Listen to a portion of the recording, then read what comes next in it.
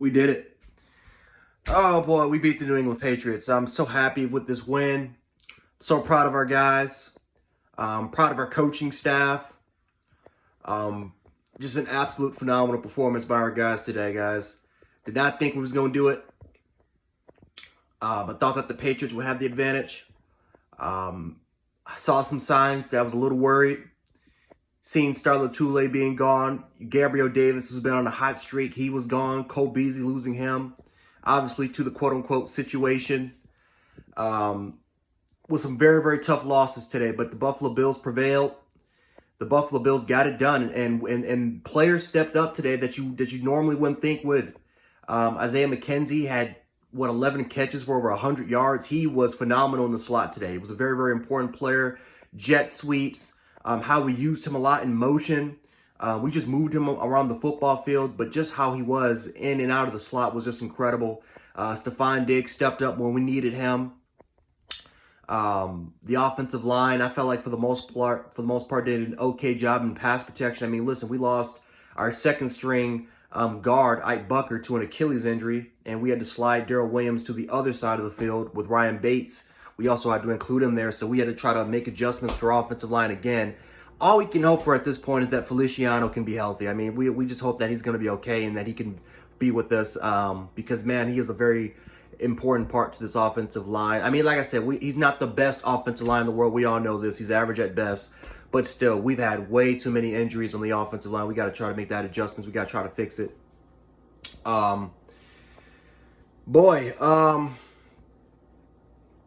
Defensively, we made some key stops. We weren't perfect. This was another game where we allowed, I think, over 150 yards rushing. Harris pretty much did what the hell he wanted to do with us, but we did, for the most part, we made Mac Jones a thrower, right? The Patriots, they could have ran the ball 41 times if they wanted to, and they could have easily got the 200 against us, but we made Mac Jones a passer. And, Mac Jones had a drive where, he looked pretty good, but for the most part, we made Mac Jones average. And that's, Mac Jones, again, shout out Alabama, shout out Roll Tide. He's pretty much been average. A lot of underneath throws. A lot of throws that we kind of made him kind of uncomfortable in the pocket. But for the most part, I mean, and the funny part is we could have still played a little bit more aggressively. But Josh McDaniels, one of the best play callers in the league, I felt like he put Mac Jones in some really good positions. But for the most part, we kind of exposed kind of the weaknesses which is that Mac Jones and this offense has in the passing attack. They don't have any dynamic wide receivers. They don't have any dynamic tight ends, which is why I think it's a waste of money that they spent over $50 million on Jonnu Smith and Hunter Henry. But they don't have any dynamic players on the outside, and we exposed that today.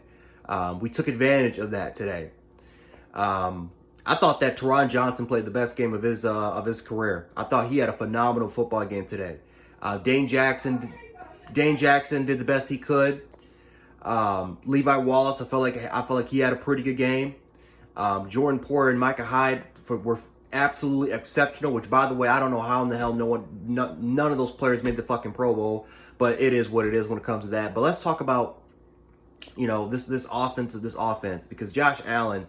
My God, Josh Allen, again, another player snubbed from the Pro Bowl. My God, Josh Allen played his ass off today. Was he perfect? No, but it's not his fault. I'll tell you that.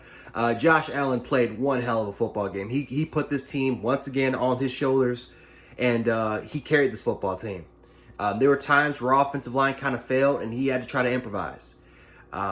Josh Allen played his ass off. He was our best running back today, and he was our best quarterback today. We got to give a lot of credit to Josh Allen, especially on that last drive right before we scored. He made some very, very crucial throws, made some important plays as far as the shovel pass to Stephon Diggs, whether it was the third and I think it was the 3rd and 9 to Isaiah McKenzie, where he threw it a little bit over the top of the defense. Just an incredible game by Josh Allen today. Made all the necessary throws, made the most necessary throws, or I should say the majority of the necessary throws. And again, for the most part, Jace Kumaro dropping a touchdown. Emmanuel Sanders dropping a touchdown. We had an illegal man downfield. I think it was Darrell Williams going down the football field. When Dawson Knox had a touchdown. We We had 3 touchdowns that we could have had on the board.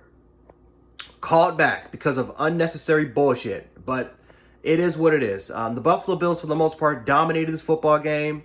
We easily could have put up 40 points on this team.